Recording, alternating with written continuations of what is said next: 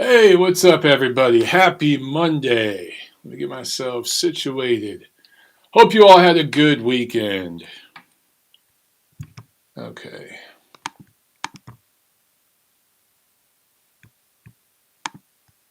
So if you get a tough question, Hello. just say that's. Let's turn that off. All right. The live chat is up and or running. And we are live on YouTube. We'll go live here on Spreaker in just a second. Oh, man, I just got my road work done. Just jumped out the shower. Nice and clean, but I'm also hot. Hopefully I don't sweat too much here. All right, a bunch of you guys are on the chat. Make sure you go ahead and thumbs up the vid as always. And let's see, phone lines are good. Let's jump on Spreaker Live.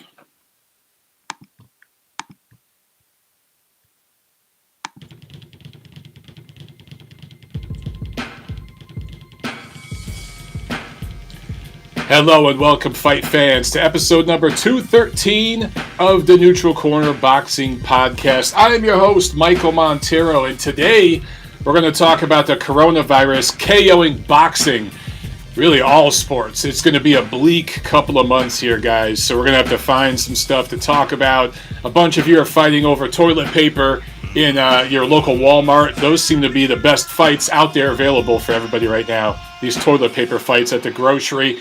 In a few minutes, we're going to have a special guest on, Gail Falkenthal, who is a boxing writer and a public relations consultant.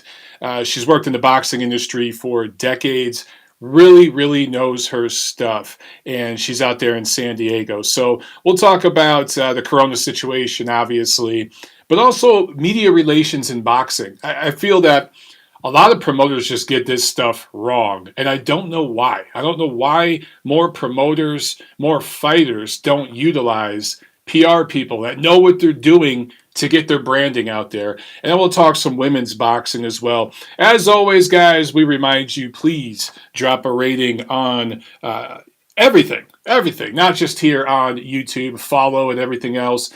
Subscribe, but on iTunes, Spotify, iHeartRadio, and all of the above. That helps me out tremendously. I can't tell you how much that helps me out. We are an independent operation here, so we depend on that. And even though we are all quarantined right now, basically, and everyone's wearing masks and afraid to get too close to each other, and all these boxing events are canceled, here I am giving you TNC live on a Monday. That's how much I love you guys. So let's see. Let me give a quick public service announcement on this whole coronavirus thing, because I tweeted this weekend that Tiffany and I went out to grab some dinner Saturday night, and I found it just really odd. It just kind of eerie that when we went out, there was nobody at this restaurant. And let me make it clear, this wasn't some huge restaurant that seats 500 people. It's a little family corner restaurant in a strip mall, hole in the wall kind of place. All the other businesses in there pretty much close at 5 p.m. And there's a couple of restaurants that stay open late, obviously. But most of this strip mall closes after business hours. It's one of those types. But this little restaurant, it's an Indian joint, family-owned place. And usually on a Saturday night, it's packed because it's really good. The family's from India. They know how to. I love those spices. I love spicy food. Anyway, we go there Saturday night. No one's there. No one. It was the manager, one waitress, and the cook, and Tiffany and I. So there was 5 of us in this place. While we were there, we were probably only there for 30 minutes. We always order the same thing. We go right in, eat, leave, whatever. But it was just eerie seeing this place where it probably seats 70, 80 people. And generally speaking, whenever we go in there, there's a wait. That's how good it is, right? A couple people came in to carry out food. That was it. So I tweeted about that. I was thinking, you can't live your life in fear. Now, of course, I took a bunch of criticism because, hey, this is 2020 and everything has to get political. And a bunch of people accused me of trying to make light of the coronavirus situation. Let me be clear about something. Look, guys, this is a big deal. The coronavirus thing is a big deal, all right? And you have to be cautious and smart about what you're doing. That being said, there's a lot of you out there that watching this, listening to this, that depend on maybe an hourly wage to feed yourself. Maybe you work for yourself. I know some of you guys who watch are in the landscaping business, you're into carpentry. So if you don't go out and work, you don't make money. You can't simply just stay at home. I know a bunch of you have kids where you can't just stay at home with your kids if they're home from school because, again, you have to go out and get paid so you can feed your kids. So I think there's a lot of hysteria right now and people saying, if you leave your house, you're a horrible person. Look, I think you can leave your house to get some food to feed your kids. I think it's not the worst thing in the world if you're a family, maybe you got 3, 4 kids, and you can't just cook a steak every night. Maybe you got to run up to, I don't know, Pizza Hut or whatever it is and grab a pie so your kids can eat some food and it's fairly affordable, especially right now when you have limited work. Some of you guys depend on tips. You work in the service industry and you can't work right now. So everyone's situation is different. And I feel it's unfair that coastal elitist scumbags, who I've been accused of being myself before at different times, are lecturing people to not go out and leave the house. And if you do, you're a horrible piece of shit. Meanwhile, they're spending 3 hours in line at Costco where there's 500 people fist fighting with elderly folks over the last roll of toilet paper. That's generally how these things go. Look, the truth always lies somewhere in the middle, right? So let's see here. Gail should be on in a couple of minutes here. Gail, I see that you're in the chat. Is this you that's called in already? Because I see a number on here, 447. I don't think that's you, Gail. I think you're a 619. That's your area code. Go ahead and call in now, Gail, if you're available, or else I'll keep ranting for a few minutes. Whoever's on the line right now, I don't think that's Gail. Call back in a few minutes, bro. We're going to have Gail on, and then we're going to open up the phone lines to the rest of you guys in a little while, okay? So that's the deal with that. Yeah, man, so coronavirus, guys, it's a big deal, okay? Be smart. If you don't have to go out, don't go to the club right now. Don't throw a big party at your house. Social distancing doesn't just mean you have a bunch of people in your house. All right, Aaron, I saw that was you on the line. Call back in about 20 minutes or so, brother, okay? Let me have Gail on, and then we'll chat.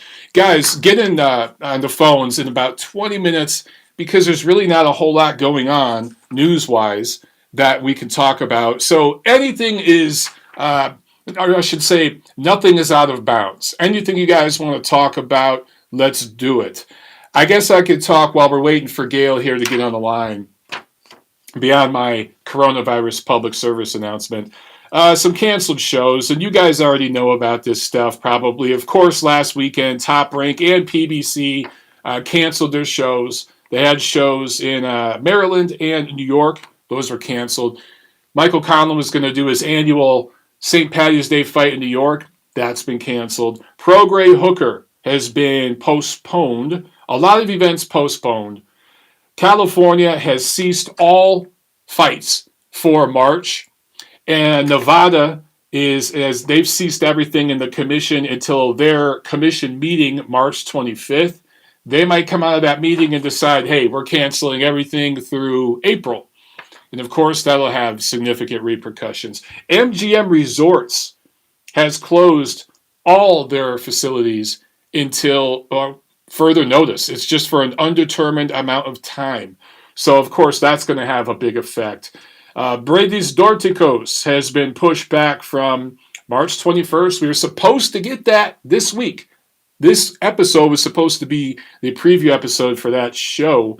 That's going to be on May 16th now. The next big fight I can think of that's still on the schedule right now is Inoue Casimero. But I just talked about MGM, everything being closed. So that fight now is probably going to go to like an empty studio. I think they want to go forward with it. I think the fighters are in transit, or they might already be here in America by now. But that's probably going to be in an empty studio, which I do think we're probably going to see several shows like that because, look, the guy's got to fight. And although the promoters depend on those ticket sales to make money, of course, to pay the fighters.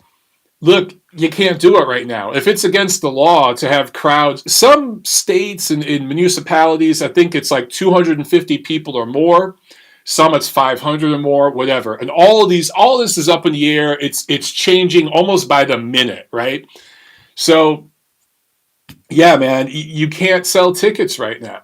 So promoters, instead of pushing everything back to the second half of the year, okay, Gail, quick interruption, guys. Gail in the chat says she just got an official MTK Global top rank statement on Tyson Fury. Happy to read it on the show. Yes, Gail, that would be awesome. Please call in. Go ahead and call the number here, and we'll patch you in, Gail. But, yeah, man, so you guys are asking, what's an empty studio? Think about when they shoot sitcoms and stuff like that. They make it look like if it takes place in New York, like Seinfeld. Some of you guys probably don't even know what the hell Seinfeld is. Some of you younger guys. Seinfeld was a show that took place in New York. It was all filmed in Burbank, California. I think it was Burbank, on a lot where they built a New York lot out there, right? It was basically shot in a studio, and they made it look like it was in Manhattan or whatever, downtown. So that's where you're going to see some of these fights being held. And it's going to be odd because you're going to hear everything. You're going to hear every footstep, people breathing. It's just going to be an odd thing. And there's going to be no crowd, but I imagine, of course, you'll have the ref, you'll have judges, commission officials. I imagine you'll have a commentary crew there, but maybe the commentary guys will be remote from a studio in Los Angeles or New York. I don't know. It's going to be an interesting couple of months, but all this shit is fluid. I can't give you guys like any real answers as far as what's going to happen 3 to 6 months from now. We just don't know, man. I will say this. The events that are getting postponed and pushed back right now, it's not like they're just going to go away. They will eventually go back on the schedule. So what you're going to have is a bunch of fighters and platforms fighting for dates. There's only so many dates. I do think it will probably mean that the summer, fall, and winter schedule will be pretty damn loaded because all these guys who aren't fighting right now in the spring, that's when they're going to fight. So I think it means we're going to get a loaded schedule. But unfortunately, it could have an impact on some big fights coming together. Obviously, you guys know we're getting Wilder Fury, the third fight. That was supposed to happen in July. You really think it's going to happen in July still? I highly doubt it. That's going to get pushed way the hell back because that's a pay-per-view fight. It's in Vegas. I just talked about MGM resorts being closed right now. There's huge situations here. Just every decision affects the next 10 decisions, right? So it's a snowball rolling downhill. Harrison Property with the Super Chat pledge. Thank you so much, my man. He asks, what is happening with the Billy Joe Saunders versus Canelo fight? Announcement and date. Thanks, Mike.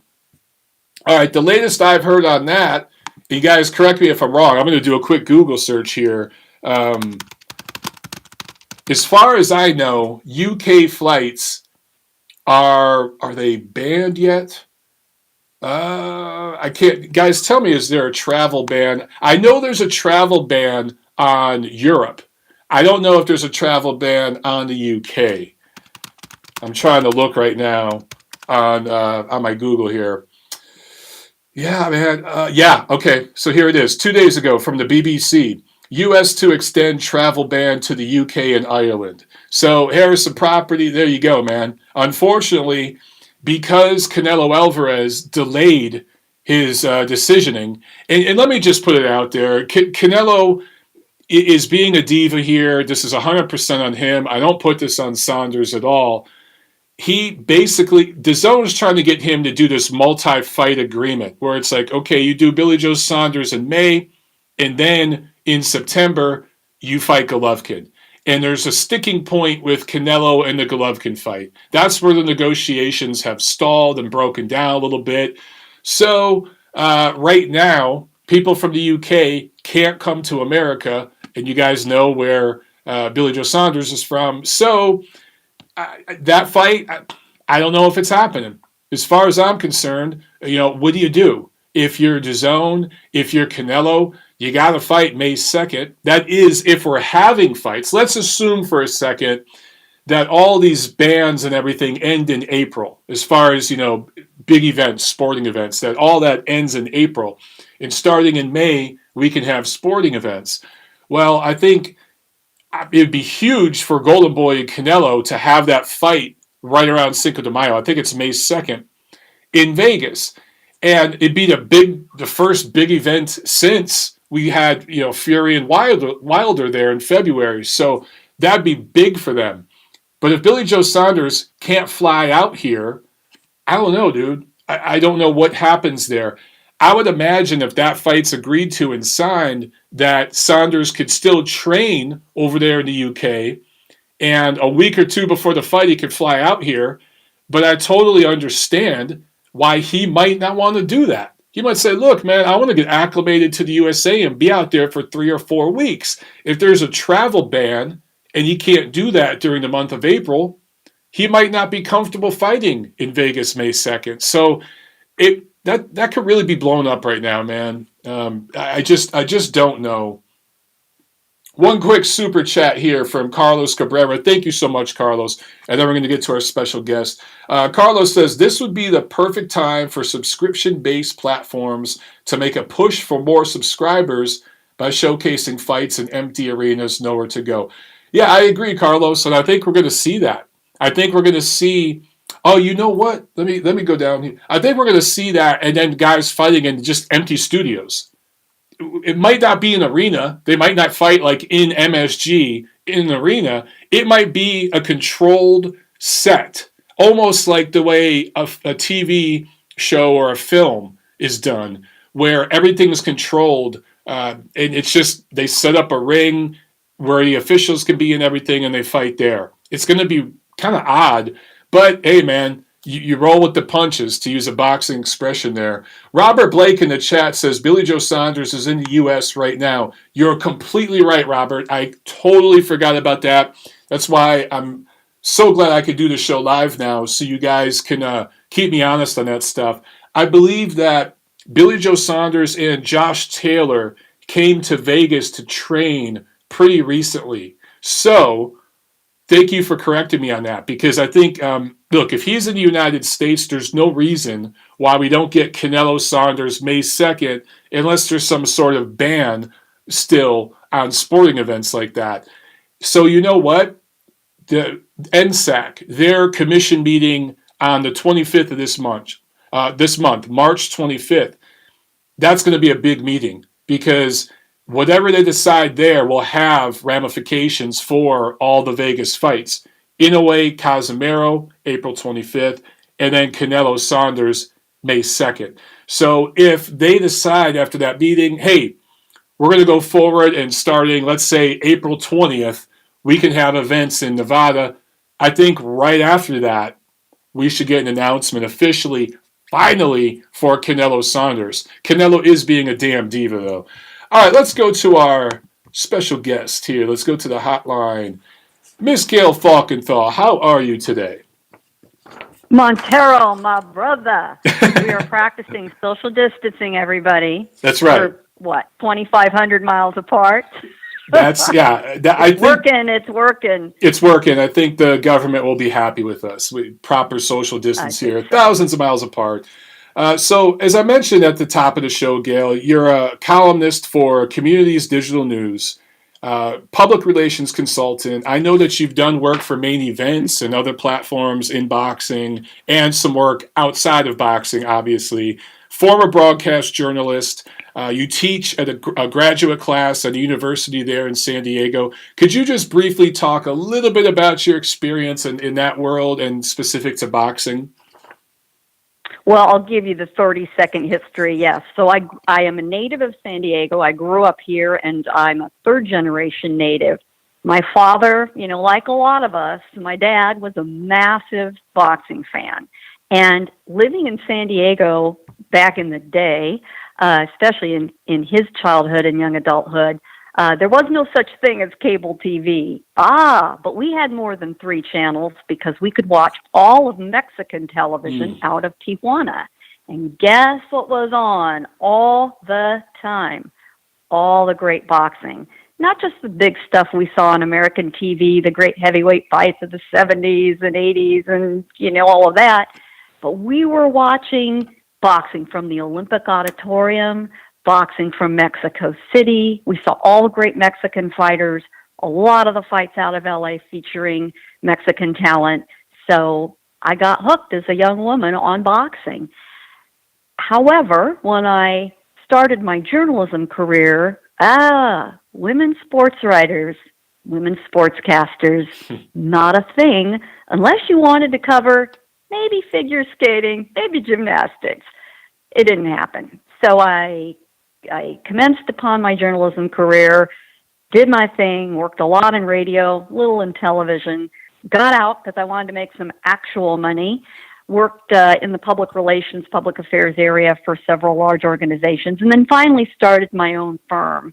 And then out of a side door came an opportunity to do some journalism again, not sports, I might add, but then our sports editor couldn't make a fight. They were desperate to have someone go cover, and I raised my hand, and that poor dude never got his job back. So here we are, 10, 12 years later.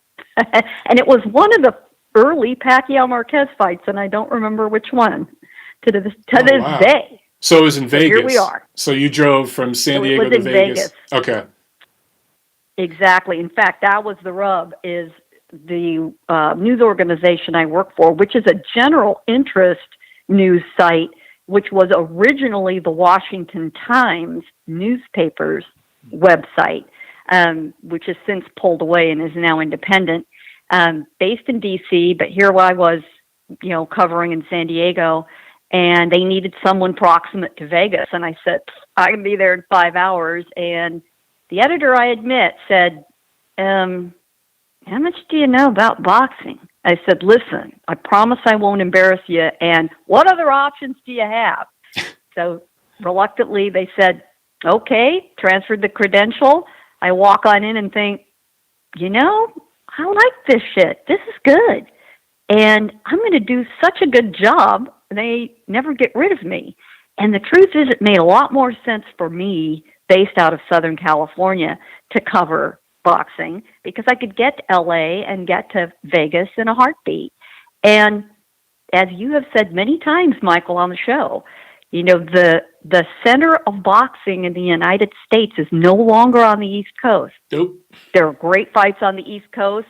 I love going to the Garden when I get a chance, and I've been to a lot of venues in New Jersey, thanks to Main Event, but it really is Vegas and Southern California. Yeah, I just don't know how anyone could argue that anymore, but I still get in arguments with people on Twitter and stuff. Some of these guys from New York get so butthurt over it. I don't know why they're so insecure. And it's a small group of people, don't get me wrong. I think there's an affection for it. I mean, Yeah. I get that. Yeah. We all love our favorite venues, and sometimes the only reason is because there's an emotional connection. Yeah. And one of the reasons I like boxing is that it is an emotional, human-driven sport. It isn't about a team. It isn't about colors or uniforms. It's about the men and the women in the ring. We see their faces. We know exactly what they're feeling second to second. And every one of them has a story to tell. That's what, to me, makes it such a fascinating sport. Yeah, I mean, it's humanity live. You get every single chunk of humanity in a sporting event, and you're up close for it. There's no corporate buffer the way you get in the NFL and Major League Baseball and all that stuff. That's why boxing's so awesome. I want to jump to, I don't want to make this a Corona episode, but you are there in San Diego. And because, I mean, the Corona card. The Corona card, I know. There is just nonstop coverage of the coronavirus stuff. If you turn on the TV, you cannot avoid it. So I don't want to go down that rabbit hole too much. But you're in San Diego, where there are a lot of retirees. California is a border state. It is a coastal state. So I don't think the situation there is anywhere near as bad as Los Angeles or San Francisco, but I'm sure there are concerns there in San Diego. Can you just give everyone the latest updates? Like, are you guys on lockdown the way LA is? I know LA is shut down. We are just shy of LA style lockdown, and of course, everything that California Governor Gavin Newsom has issued statewide applies to San Diego. We're in an interesting situation in that we were in on this whole situation fairly early, because one of the early quarantine sites is the Marine Corps Air Station Miramar, which is, I can't throw a rock quite that far, but it is just a couple miles from my house. I drive by it almost on a daily basis. So Miramar is currently housing, I believe, several hundred people from, one of the cruise ships or airplanes or some damn thing sitting over there, probably taking over the officers' housing on the base. And we've had people there from one of the Princess cruise ships. This has been going on for weeks here. So we're very, very acutely aware. And I would say also because of the enormous military presence in general in San Diego, which is also something, whether you're in the military or not, is an integrated fact of life for all of us. We're fairly acutely aware of anything that goes on that has to do with national security issues.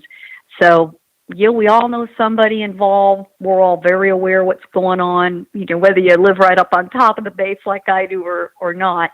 And I just personally happen to have an elderly mother who is in assisted living with just about every one of those comorbidity factors you can name, and they're on absolute lockdown. Yeah. No leaving their room, meals brought on a tray. She's bored as hell and pissed that bingo got canceled. Damn it. Oh, man. We're complaining about boxing being canceled, but don't hold people from their bingo or they're going to throw a fucking fit. Hey. Oh, tell me, a hissy fit, and today the worst blow of all. The goddamn soap opera was canceled.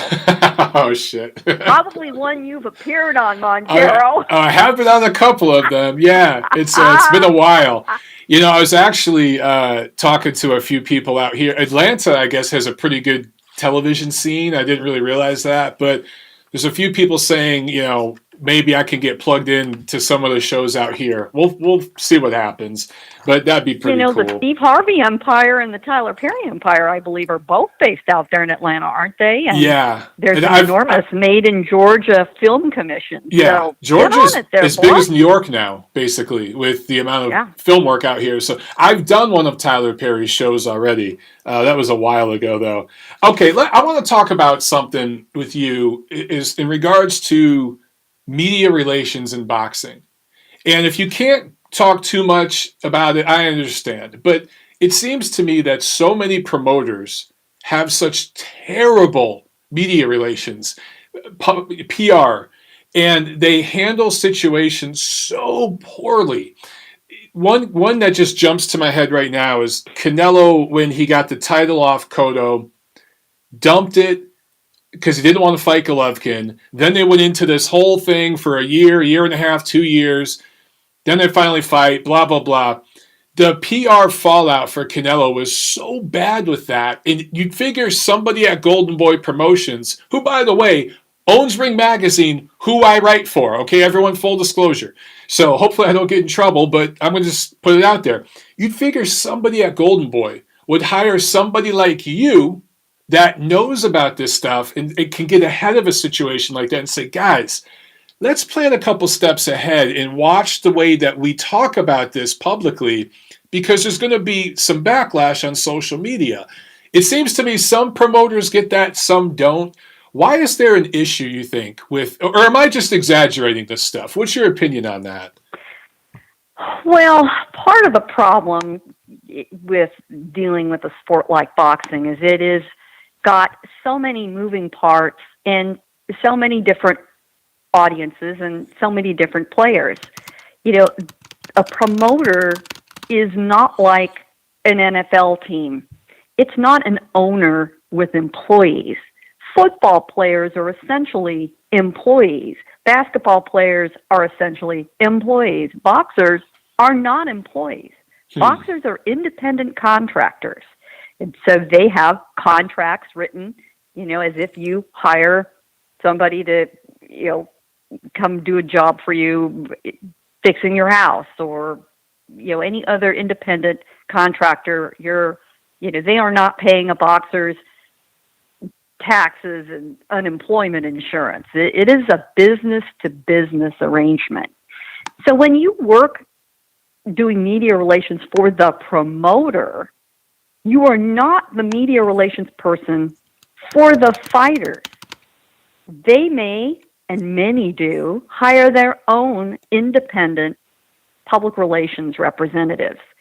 So now you've got somebody representing the promoter, somebody representing the fighter, somebody else may be interested in an interested party representing, say, the venue, MGM Grand, MGM Properties. Then you've got the people representing the sanctioning organizations. Mm-hmm. And now you've got one big, let me be politically incorrect, Chinese fire drill going on with everybody serving their own interests. Right. So sometimes it's a tug of war. Sometimes, it's a flat-out mixed martial arts battle with multiple players. Sometimes the public relations professionals can get on board together, and sometimes not. And it can almost be a situation where it's as if you're dealing with a plaintiff's attorney and a defense attorney. And they're colleagues, they understand each other's business, but they represent very different sides of the same equation. So you have Canelo, who is essentially his own business as an individual with his own interests. And I'm sure he is getting good advice. On the other side, Oscar De La Hoya and the parties at Golden Boy have their in-house team, who frankly are very good and among the better public relations folks in the business, and have some counsel by an outside firm in Los Angeles getting advice from their own perspective. Sometimes they can find a meeting of the minds, sometimes they can't. And it depends on who gets the story out first, whose interests prevail, how nice do they want to play with each other. And we were just talking about the fact that this is a very human, emotional sport. Emotions do run high. There's so much on the line. There's so much money on the line. There's so much personally on the line, and they butt heads. And then we get to watch it all play out. Well, I just, from a PR perspective, and again, we won't go too far down this rabbit hole either, but I look back and I get accused of being a Triple G homer. Okay, fine. But you go back, 5 years ago, and I wanted to bring up Triple G because, Gail, you were along for that ride, as well as myself, Tiffany, and everybody in the greater Los Angeles, Southern California fight scene. We saw this guy, when you went to his first couple pressers, barely spoke English. There were maybe a dozen people there. Nobody knew who the hell he was, outside of the most hardcore of the hardcore boxing nerd who had heard about him from the amateurs. And Bernie Bermicell worked with Tom Loeffler. It was K2 Promotions at the time. And, of course, Gennady Abel Sanchez, HBO. So there's a PR guy, right? Correct me if I'm wrong on this. But they had a message. They had branding. They knew what they were going to do with this guy, how to do it. And for a few years, he fights 3 or 4 times a year, no casinos, none of the casino money, going to real venues, started small. Him against Rubio at StubHub. It was StubHub at the time. That set a record for StubHub, which I think was like 9,000. So that tells you the crowd. They almost got 10,000 folks in there that night. Remember, they put bleachers up at the top. Was that Rubio? Okay. So, That so, was Marco Antonio Rubio fight. Yeah. so that just tells you, like, they weren't putting him in 20,000 seat venues too soon, which you see often with these other promoters because they have, side deals with some of these management companies that own several venues. But it just seemed that they had this really good PR machine and plan. And the way they did this over 3-4 years built Gennady up. He ends up getting these fights with Canelo, regardless of how you feel, win, lose, draw, regardless of how you feel about Golovkin kind of turning into a diva himself in the last couple of years. That PR machine worked so well. Why don't we see other platforms and other fighters try to follow that and do the same thing? Well, in that case, this is a good case study you've brought up. Perfect example. Bernie Barmacel was a contractor hired by Tom Loeffler in K2. So he worked for the promoter. And Golovkin put himself in their hands for his rollout. But, as you start as these younger guys or less experienced guys, and certainly somebody like Golovkin coming to the United States who had to rely on other people to translate and work his way through the American boxing scene, needed to rely on some other folks. As they become more independent and a little more willing to speak their own mind, have their own ideas, want to take a little more control of the reins, you'll notice that he hired his own publicist. Another very good one, frankly, Fred Sternberg, who's excellent, who's also worked for many years for Manny Pacquiao. Right. And so suddenly you've got the promoter's representative and the fighter's representative. And they have different visions of what they want to see happen. And it happens. And, Michael, somebody like me, it happens all the time, both with boxing and with clients in other industries. We are a lot like attorneys. Our job is to render the best possible advice to our clients, and they are free to ignore it, and they frequently do. Okay. Yeah. Okay. Yeah. I feel like that's such a great case study. And maybe it was a perfect storm and everything else. And maybe the Golovkin thing wouldn't have worked out if he relocated to New York or Chicago or somewhere else. Maybe Southern California was the perfect place. But for the life of me, I can't understand why other promoters haven't looked at the way that worked and said, holy shit. Because it's not like he was a prospect. This is a guy who was, I think, at least 30 when he came to America. I don't remember off the top of my head. And he was experienced. Well, right? They weren't taking a guy from the Olympics and doing this. Right. And let's remember, you had a mature athlete when Golovkin came to the United States. He wasn't 20 or 22, and that's a big difference. He had a family.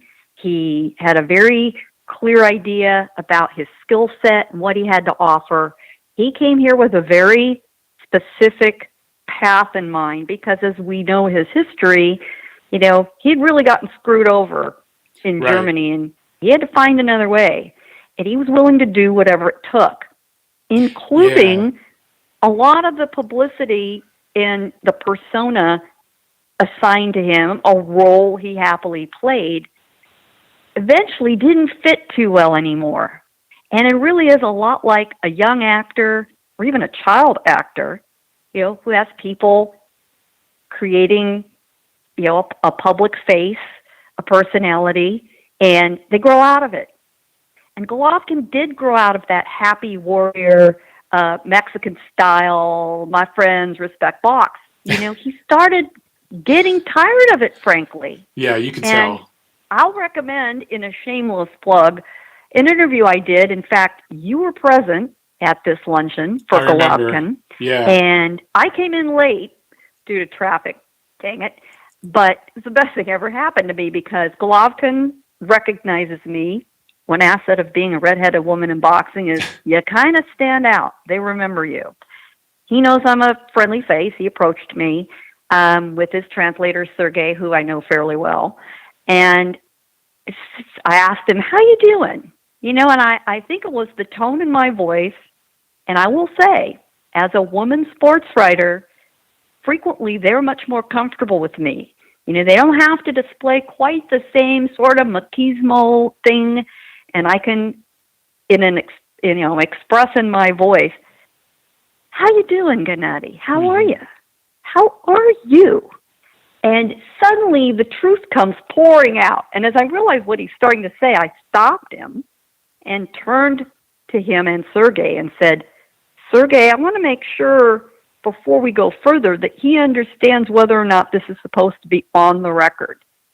That is a staple of being professionally trained as a journalist, to ask, are you on the record or not?"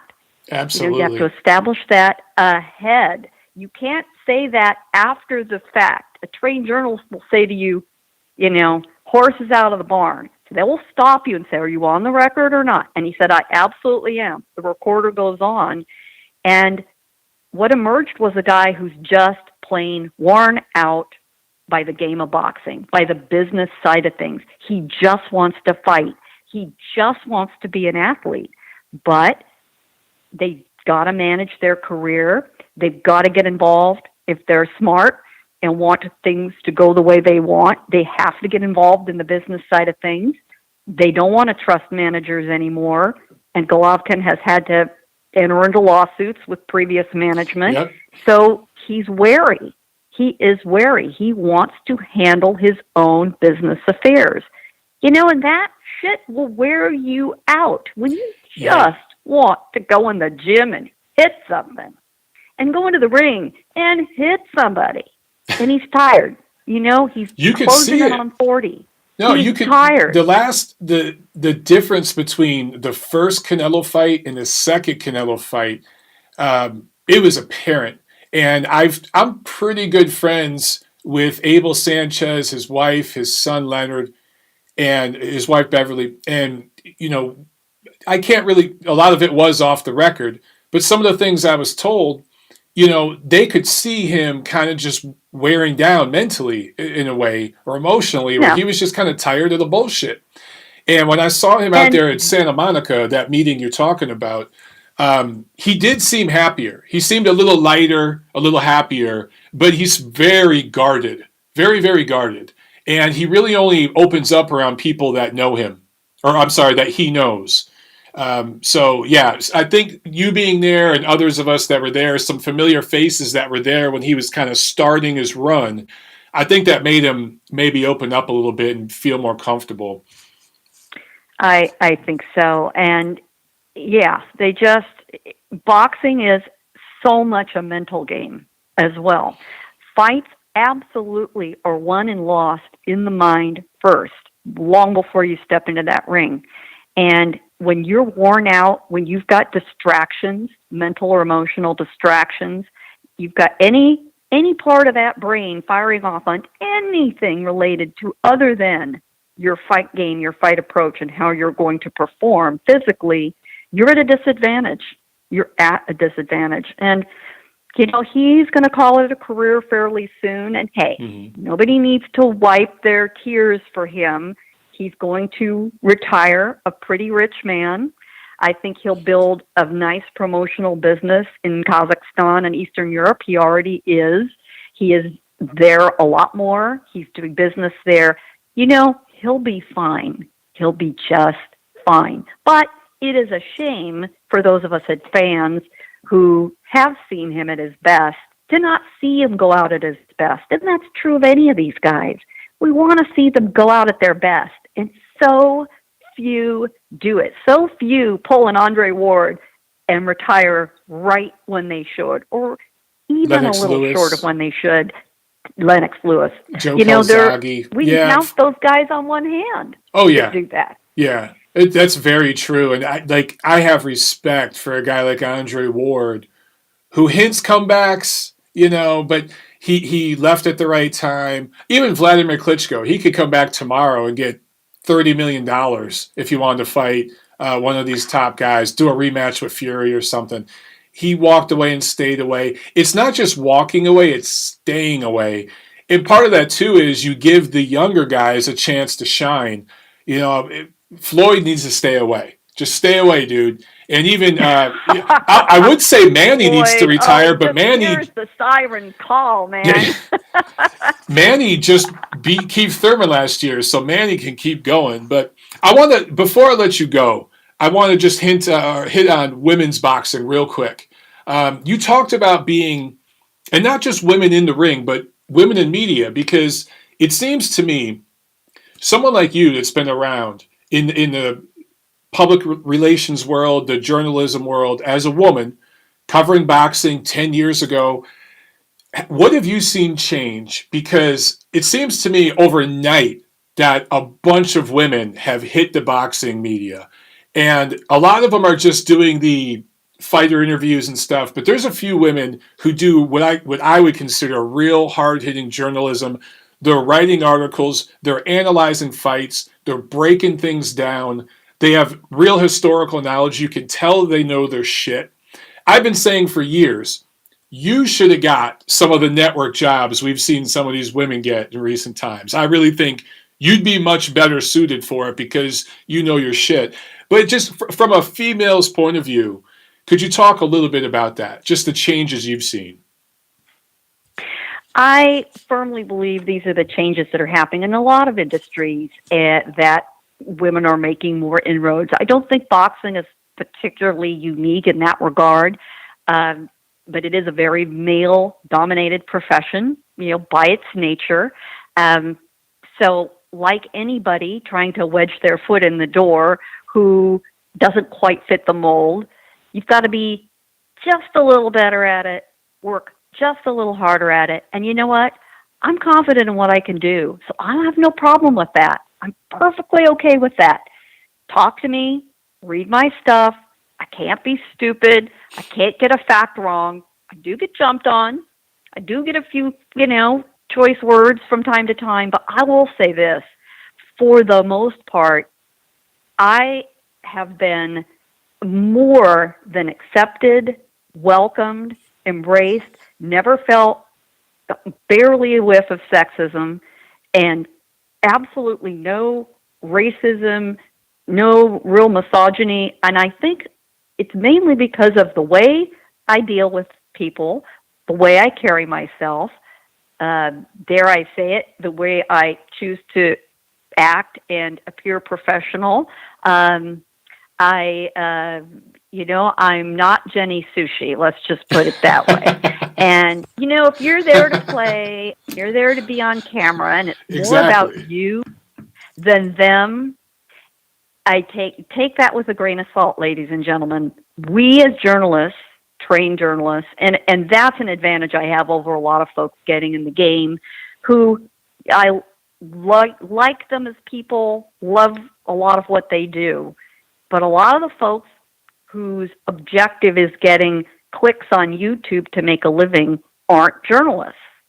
I have the luxury of worrying a little less about that and worrying a little less about it being about me. In journalism, as a writer, it should absolutely never, ever be about you. You don't see me. You don't see me in photos. You don't see me in video. I want the camera trained on the person that I want you to learn about. And yeah, through the prism of my experience with them, my perception, what I'm hearing, what I'm processing, the body language, and endeavoring to ask them questions that bring something new to you. My goal for every single fighter I interview is to hear one of two things. One is, oh, gosh, I've never been asked that before. Yeah. And they've got to pause and think about what to say. The other is, that's a great question.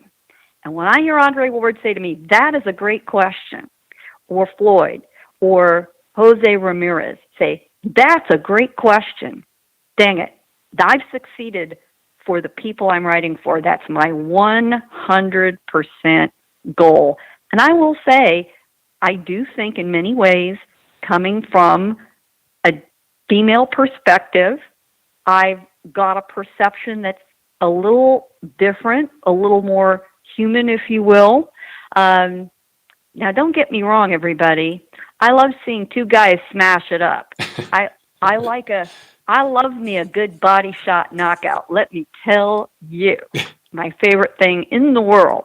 But I appreciate what it takes to get there, and there's a lot of fortitude that goes into this, and hours and hours of work and anguish and hard days and breakdowns.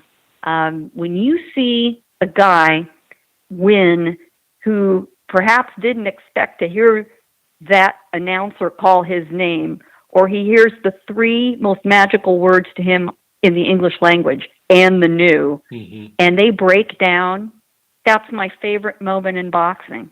My absolute favorite moment. One of my favorite moments of all, Michael, you might have been there that night, I don't recall. Kell Brook beating Sean Porter was so emotional. His fans in the audience were so emotional. It was a lovely moment. Everything he'd worked for came together in that one moment, that pregnant pause, that just a few seconds extra drama pause from Jimmy Lennon Jr. in the silence at, I still call it the StubHub Center, before he said, I'll always call it the that. new. Brilliant moment. Brilliant moment. Yeah, That's what we all live for. We get to be right next to that. And we get to be in the gyms and see just a fraction, a tiny fraction of what these guys put themselves through. The beatings they're taking in sparring, the weeks leading up to a fight, the beatings they're putting on their body, I should say, training and all that. And then you see that moment. The deprivation of being on a diet. Not going out. For anyone who's ever trained to any degree, you just have somewhat of an idea of what that is. And then you see it sucks. that you see that moment where they finally broke through, and their family's there, their fans are there. And for a guy like you mentioned, Kell Brook, when he beat Porter there at StubHub, you could tell there were fans there in the house that had made the flight. They had traveled thousands of miles and were close to this guy. And to see all that humanity playing out in front of you, it's like, damn, all right, I get paid like shit, but I have a pretty cool job. Gail, awesome stuff. Yeah. Let me, before I let you go, please let everybody know where they can find you on social media. I am both on Twitter and Instagram at PR Pro San Diego. Yeah, I bagged it. You'll see my little avatar. I am holding an honest-to-God super champion WBC green belt, which at the time belonged to Francisco Vargas. Really? That was, wow, okay. It to me, and I got a shot of it, right? I think every boxing writer has that picture. Every boxing writer has that. I think they do. They'll hand it over to you. God damn, those things are heavy, too. They are heavy. And there's a lot going on.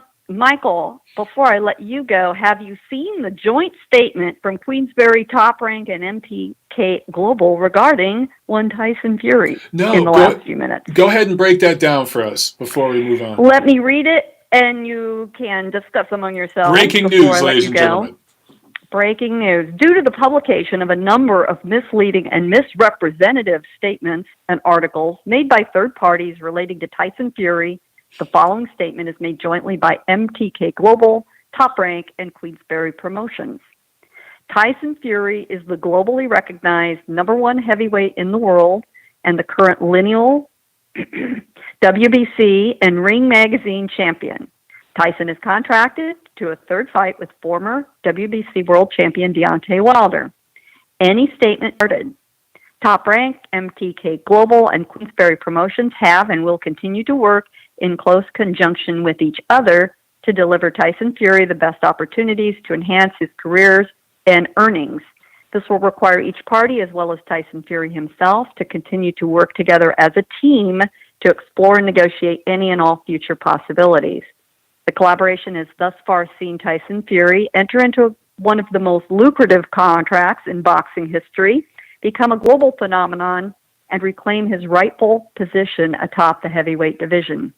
Any updates regarding future fights will only be made through official channels and we will continue to deliver boxing fans the biggest and best fights involving the Gypsy King. Many options have presented themselves in the Middle East for such bouts. Any meetings regarding the subject will be held in Dubai with all the necessary parties. Very interesting, and nothing regarding various rumors about meat products. Yeah, there you go. And Media relations. All right, we'll close it all with that. Gail, thank you so much. Great stuff. Thank you, Michael. Look forward to appearing with you at another time again. And until then, fighting goes on in Tijuana, folks. So you want to, drive the bus down with me? Yeah. Give me a call. Let me know. There you go. All right, Gail. Have a good one. Have a good one, everybody. Ciao. All right. Gail Falkenthal, ladies and gentlemen. And real quick, a quick couple news items, and then we'll go to the phones here. Just real quick. I talked about the canceled fights, postponed fights, etc. Look, right now, we're kind of desperate for content, guys. So any ideas that you have for me to do videos here on my channel, or discussions like I had last Friday with Kenny and Vince of the Boxing Rant, if you'd like to see any particular subject covered, remember, it could also be with somebody that I disagree with on a particular subject. I'm not going to talk to a whack job that's doing some of the dishonest clickbait bullshit, but someone who has a genuine disagreement with me. Let's say somebody out there honestly feels Canelo Alvarez beat Gennady Golovkin in their first fight.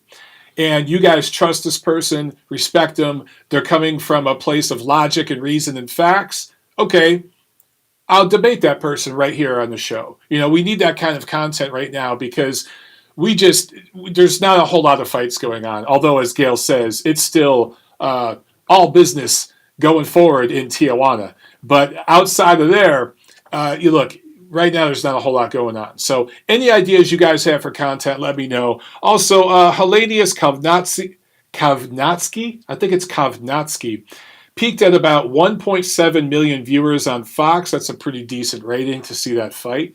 And Usyk Chisora is official for May 23rd in London at the O2. As far as I know, that is still going forward. They're going forward with ticket sales, promotion, all that stuff. So I do believe that they're thinking over there, Eddie Hearn, Matchroom, DAZN, everyone involved is thinking by that time, all this Corona scare stuff should have died down a little bit. They're going like full systems ahead for that fight, May 23rd in London. Okay, I think this is Aaron here on the line. Let me jump over to the phone lines real quick. 447, you're on TNC. Is this Aaron? Yeah, it is Aaron, yeah. What's up, man? How you doing? Yeah, all good, thank you. What you got for the show?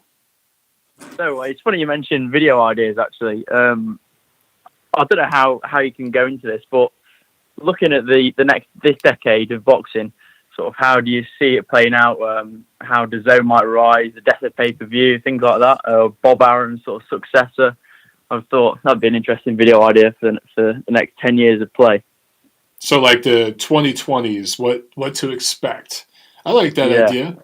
Health of fighters and the sort of recent events might change the way we look at that, and different ruling with that. I remember watching your video at the end of last year after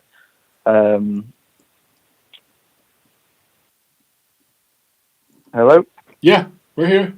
Oh, I think I cut out there. Oh, okay. Yeah, you cut out for a second. You were talking about video that you liked from last year. Yeah, and you were talking about check weighs sort of throughout the year for fighters at different weights, and how you think that might come into fruition in the next few years. Do you think that's something that's going to be viable, or check weights? I remember you saying that to check fighters weigh-in. So okay. Yeah. Straight after weigh-in, things like that. Yeah, okay. So like weight checks. I see what you're saying. Yeah. I wrote about that in a piece for the Ring Mag. I definitely think that's like, I like the idea of monthly weight checks. And I actually talked to Andy Foster, the head of the California Commission, a couple months back. And he promised me he was going to put that on the commission's agenda for their next meeting because he loved the idea so much. So we'll see. But yeah, that's definitely something I think we need to do, because it's the weight drain that's killing boxers right now. The science that we have shows it's that more than anything. And a lot of the performance-enhancing drugs are related to cutting weight. Yeah, I'd say the only other question was, I know quite a while ago there was talk of Dana White entering boxing. Have you heard anything about that or any progression with that? It's the same old shit, man. Dana White loves to... I don't want to beat up on Dana White, but it just seems to me that he likes to kind of use boxing as a way to promote his product. Whenever boxing gets something wrong, he's like, see what they're doing over here? We don't do this over here. See what they're doing over there? We don't do that. So, but he's talked about the Zuffa promotions for ages. I thought for a while maybe him and Floyd Mayweather were going to do something together. Him, Floyd, and Conor maybe work together. I don't know. I haven't heard a damn thing. So, I don't know. I just don't know. But if he does have some clout, to where I think if he really did get involved in a big way and he surrounded himself with boxing people, knowledgeable boxing people who have been in the boxing industry for decades, I think he'd have a really good chance just because of his brand recognition and everything. But if he thinks he's going to come in and like reinvent the wheel, not happening. It just doesn't work like that in this sport. Others have tried to do that and they've crashed and burned, and he would be no different. That's all I've got. I mean, the last week's been brilliant with 2 videos. I wish we could go back to that system again.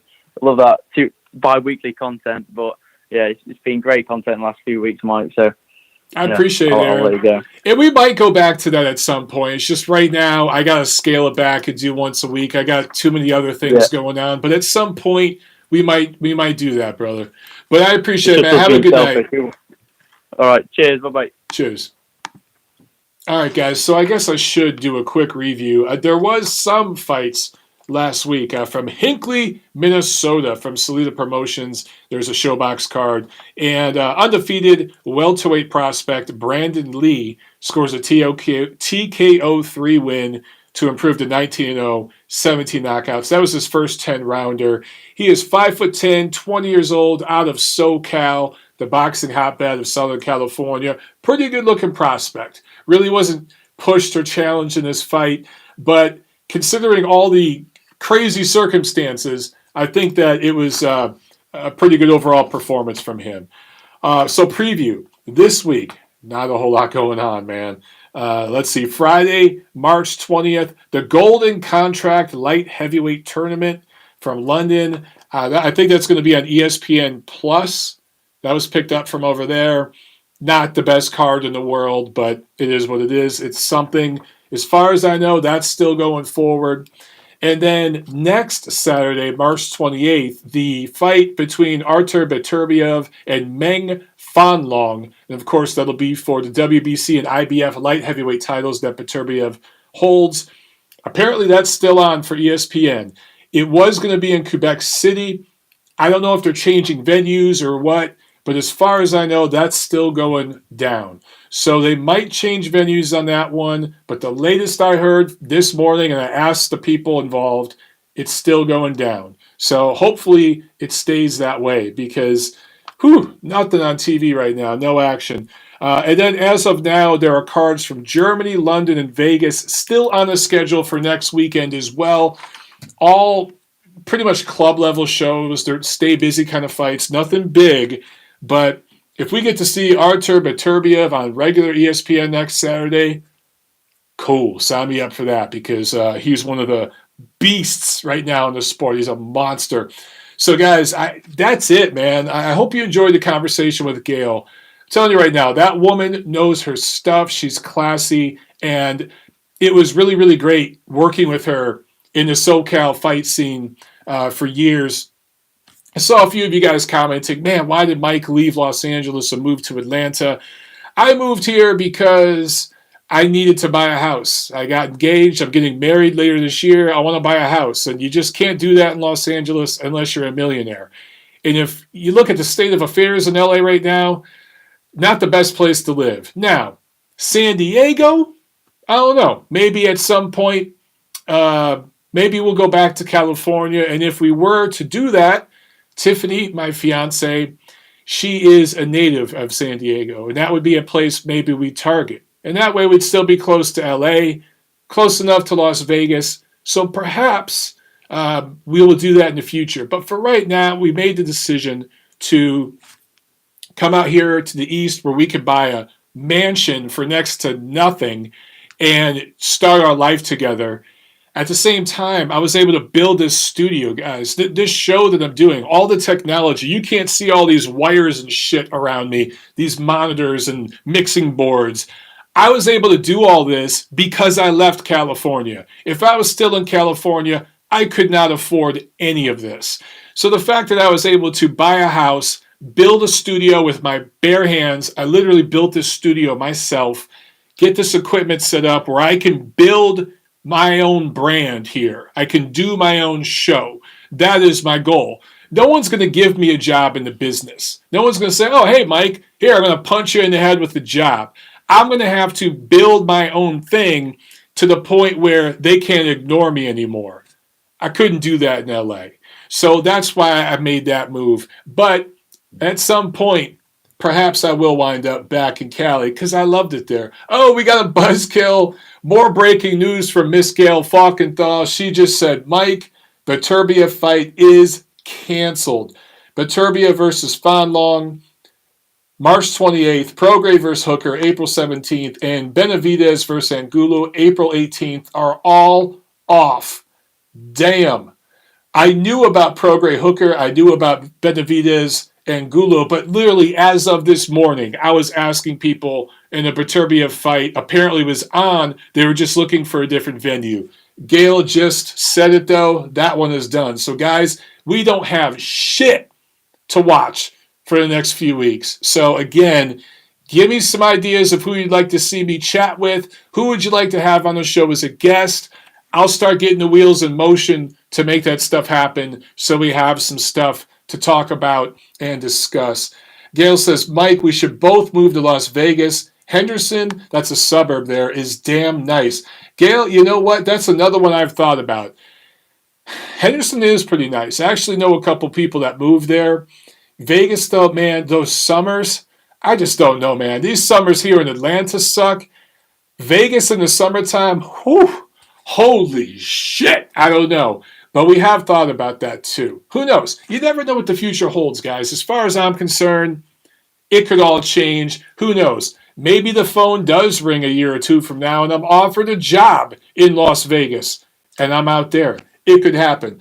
All right, you know what? We got one more call here. Let's just jump to this last call and then we'll wrap up the show, guys. Let's see. 353. You're on the neutral corner. Go. Hello. How are you today, Mike? I'm good. How are you, sir? I'm doing great. This is Mark from Ireland. I thought so. What's up, Mark? Yeah. Not a lot. I'm just a little bit down because of everything that's been going on. You know, everything's in lockdown and crap, especially here in Ireland. All the schools are cancelled. I mean, Ireland might be the only place you can get groceries, though. I was able to walk into a store and there was no one there. They were so afraid. Jesus. Yeah, Tiffany and I went to the supermarket yesterday and there was nothing there. It was funny. In like the produce section, the meat was gone, all that. But like broccoli, all the broccoli was there. So, you know, Americans, they're going in and they're buying up. Like beer was gone. Meat was gone. But broccoli's there. Kale is there. And I'm thinking, Jesus Christ, America, get it together. But anyway, vegetarian times. The vegetarians are loving it right now. Yeah, exactly. They're loving it right. Kelly is cancelled yet. I haven't heard word on that. I don't know. I have not checked all my email today. I'm sorry about all the text messages, guys. I'd probably get a notification because I applied for media credentials for that fight, you know, and I was accepted for them. But having said that, I haven't heard anything that the fight is yet cancelled. Which kind of sucks because I'd like to know so that I don't book to go over. And I may not because it might get cancelled with 2-3 days notice or it might be closed off. So you never know. Other than that, everything seems to be going the way of the dodo board. Breedis and Dorticos is apparently cancelled as well, which is sad. They pushed back the date. It's on for May 16. For now. Yeah, for now. For now. I mean, who knows what's my gut feel, Mark, is that March is fucked. Most of April's fucked, but by May and June, we're going to start to get back on track. That's my gut feel. I think my gut feeling's a little bit different. And I know nobody likes the negative Nancy around, but my gut feel is we may not have any public event fights until maybe October. Just based on the way the numbers are producing and going up, they're not actually coming down, they're spreading more and more. And in different countries and different states, the numbers are going up each day. And if we get to a stage by April that those numbers are still continuing, by the time they start to decline, they're probably not going to allow it, and everything's going to be on lockdown until at least June. I think it's very likely we'll have a situation where fights start to go forward May, June, July, but they're studio fights. They're in a controlled environment, as I said before. Maybe that's going to be like the happy medium. And maybe we're not going to get the big Vegas fights and all that until the fall. I could very much see that happening. But these guys have to make money. Fighters don't get paid if they don't fight. So even if they're fighting in a studio where, again, there's just a makeshift ring, commission officials, the referee and whatnot, and even the announcers are and a green screen, you could very well see that. And a remote commentary team, conferencing in from a studio somewhere, I think you could see that. But as far as fights being canceled, I just think by May, they're going to have to put some fights on. Even if it's in the studio environment, they can't push it back till October. These guys have to feed their families. You know what I'm saying? I know.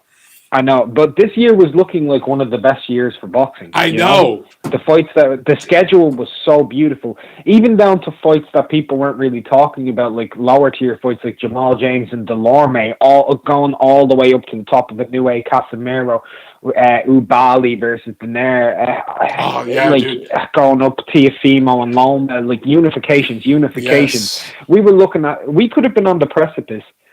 And maybe this was me looking too hopeful, of 3 different undisputed world champions in this year. Like, if Fury Joshua could have been made for December, and that's a different situation now with the farmer, but if that had been made for December, and the winner of Ubali Denair fought the winner of Casemiro and Inoue, and then Taylor and Ramirez fought in November, we could still have 3 undisputed champions, but it's looking less likely now. We probably won't get way less likely. We probably won't get any of them.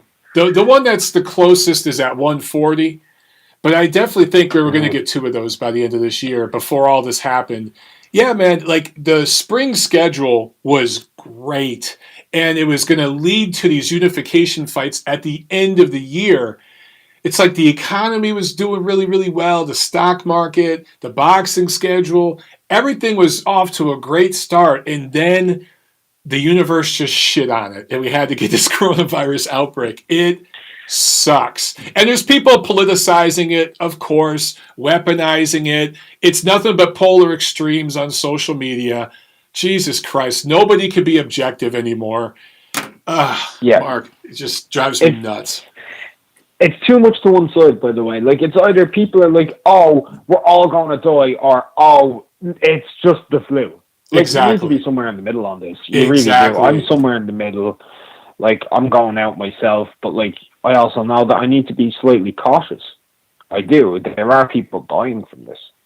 Yeah, it's like I said at the top of the show. Use cautious concern. Be responsible. But there are people right now that can't stay at home. Some of you guys, again, watching this, you have to go out and work or you're not going to make money. We don't all get a salary. For me, I can sit at home and I can type up boxing articles from my home and I can get those out and I can get paid. I'm lucky. There's a lot of people out there. I was talking to a guy last week who does custom garage doors. I have a carport in my house and I'm converting my carport to a garage, and he helped me install a garage door. Nice. Yeah. Thanks, man. I'm working my ass off on his house, but he was just telling me, he's like, dude, my kids are at home from school, so I got to be home for my kids. He's a single father. I can't put him in daycare, but at the same time, I gotta go to service calls. If I don't get paid. I can't feed my kids. So he's having to take his little kids with him on service calls. He has no other option. I'm just like, so all the people saying, oh, you're a horrible person if you leave your house, they're saying that from their ivory tower. You know what I'm saying? Like, some people have to leave their house. But yeah, anyway, we can rant about that for hours, Mark. I'll give you the last word, man, and then I'll let you go. Yeah, in terms like these, I'll give you everybody what I'm doing. If you need a fix for boxing, go and watch a lot of old school fights. There's some beauties out there. Go through the Ring Magazine fights of the year. Why not? If you haven't seen them, I just watched Bobby Chacon versus Rafael in Non-4. Great fight. So go back, watch some fights, enjoy the sport for what it was, and yeah, wash your hands, wash your ass. Wash your ass. Stay. Yeah. All right, Mark. Thanks a lot, man. Thank you. Have a good night, brother. All right, guys, we're going to wrap it up there, man. Yeah, as Mark says, wash your ass. Wash your ass before you wash your mouth. Or wait, wash your mouth before you wash. Just wash, okay? Don't touch your damn eyes or your face, and just use caution. That's all. It's simple, guys. All right. I'll see you at the fights. Let me know some ideas, okay, for future stuff that you want to see. And we'll get through this, guys. It's going to be okay. By year's end, this will all be cleared up, all right? It's just going to be crazy for a little while. But we've gotten through crazier shit. We'll get through this one. I love you guys. See you at the fights.